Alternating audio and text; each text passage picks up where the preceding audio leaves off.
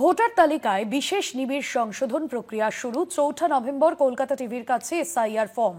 কি কি তথ্য দিতে হবে জেনে নিন ফর্মের ছবি থেকেই। ভোটার তালিকায় বিশেষ নিবিড় সংশোধন প্রক্রিয়া ইতিমধ্যেই শুরু হয়ে গিয়েছে। ৪ নভেম্বর কলকাতা টিভির কাছে এসআইআর ফর্ম এবং কি কি তথ্য দিতে হবে এই ফর্মের ছবি থেকেই আপনারা জেনে নিতে পারবেন। ভোটার তালিকায় বিশেষ নিবিড় সংশোধন প্রক্রিয়া শুরু ৪ নভেম্বর।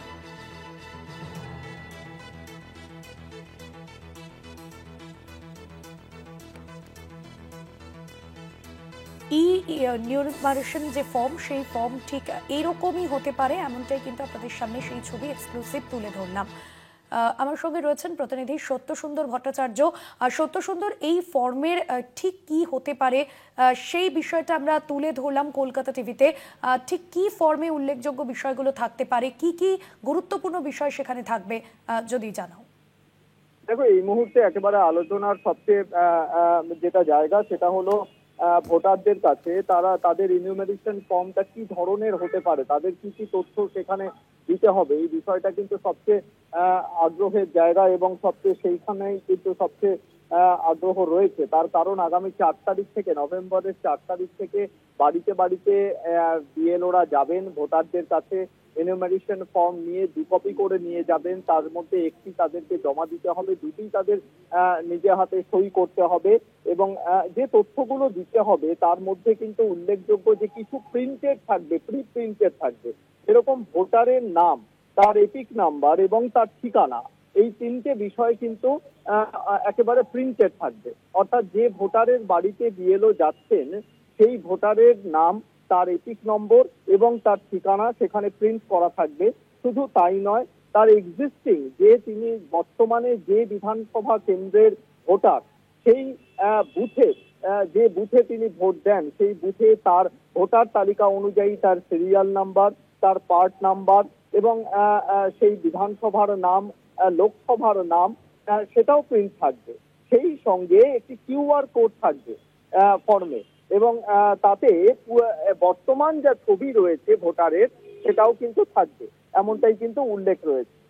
এবং সেক্ষেত্রে তার যেটা ফিল আপ করতে হবে এই ফর্মের মধ্যে, এনুমারেশন ফর্মের মধ্যে, সেখানে তার ডেট অফ বার্থ অর্থাৎ জন্ম তারিখ, তার আধার নম্বর, যদিও সেটা অপশনাল রাখা হয়েছে, কেউ যদি মনে করেন তার আধার নম্বর সেখানে দেবেন না তিনি না দিতে পারেন, তার মোবাইল নম্বর এবং সেই সঙ্গে তার বাবার নাম বা গার্জিয়ানের নাম, মহিলা হলে তার স্বামীর নামও তিনি সেখানে দিতে পারবেন, তার যার নাম দেবেন তার এপিক নম্বর, মায়ের নাম তার সেই মায়ের এপিক নম্বর, স্পাউসের নাম এবং তার এপিক নম্বর।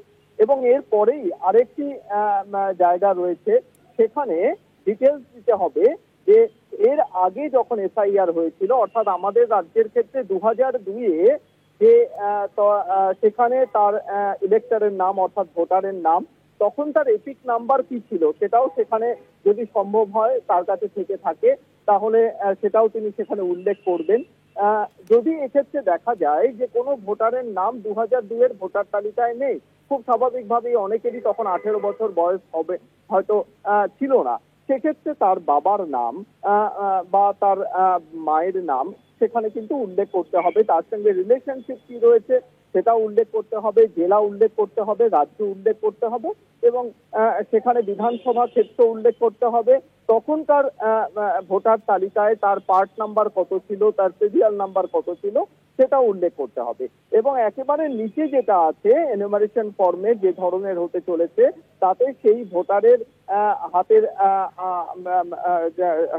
সেখানে হাতের ছাপ, অর্থাৎ সেখানে থাম্ব ইমপ্রেশন বা সেখানে তিনি যদি স্বাক্ষর করতে পারেন তাহলে তার নিজের সই করতে হবে এবং একদম নিচে বিএলও সেটা সাইন করবেন, সেটা সই করবেন। এবং এই সইয়ের ঠিক আগেই একটা ডিক্লারেশন রয়েছে যে এখানে যে তথ্যগুলো তিনি উল্লেখ করেছেন এই প্রত্যেকটি তথ্যই কিন্তু সত্য এবং শুধু তাই নয়, যে এখানে যদি কোনো রকম অসত্য তথ্য থাকে তাহলে কিন্তু আইনত তাকে সাজা দেওয়া হবে, এমনটাও কিন্তু সেই ডিক্লারেশনে রয়েছে। মানে আর কোনো বিধানসভা কেন্দ্রে তার নাম নেই এরকমটা কিন্তু এই মর্মে তাকে সেখানে ডিক্লারেশন দিতে হবে। একটা অনুমান যে এই ধরনেরই হতে চলেছে এনুমারেশন ফর্ম, এবং বিএলওরা বাড়িতে বাড়িতে যে যাবেন তখন কিন্তু এই নির্দিষ্ট তথ্যগুলোই পূরণ করতে হবে সংশ্লিষ্ট ভোটারকে, এবং সেটা পূরণ করার পরেই এই নির্দিষ্ট তথ্য আপলোড করা হবে ইলেকশন কমিশনের সাইটে, এবং ইলেকশন কমিশনের সাইটে আপলোড করার পর সেটা লিঙ্ক করা হবে যে অর্থাৎ তিনি 2002-তে যাদের নাম ছিল বা যাদের বাবা মায়ের নাম রয়েছে তাদের সঙ্গে যে বিএলও যে অ্যাপ নিয়ে যাবেন সেই বিএলও অ্যাপের মাধ্যমে সেটা লিঙ্ক হবে, এবং লিঙ্ক হয়ে যাওয়ার পরেই যে 9ই ডিসেম্বর যে খসড়া ভোটার তালিকা পাবলিশ হবে সেই খসড়া ভোটার তালিকায় সহজেই কিন্তু তার নাম তিনি দেখতে পাবেন। সেক্ষেত্রে যদি দেখা যায় 2002-এর কোনোভাবেই তার নাম সংশ্লিষ্ট ভোটারের নাম বা তার বাবা মায়ের নাম কোনোটি থাকছে না, তাহলে কিন্তু তাকে হিয়ারিং এ ডাকা হবে, এবং সেখানে তাকে এই 11টা যে তথ্য যে নথির কথা বলা হয়েছে নির্বাচন কমিশনের গাইডলাইন অনুযায়ী সেই 11টা নথির যে কোনো একটি তাকে জমা দিতে হবে। তারপরে কিন্তু তার নাম যে চূড়ান্ত যে ভোটার তালিকা 7ই ফেব্রুয়ারি 2026 বেরোবে তাতে কিন্তু থাকবে, এমনটাই কিন্তু নির্বাচন কমিশন জানিয়েছে। ধন্যবাদ জানাবো সত্য সুন্দর।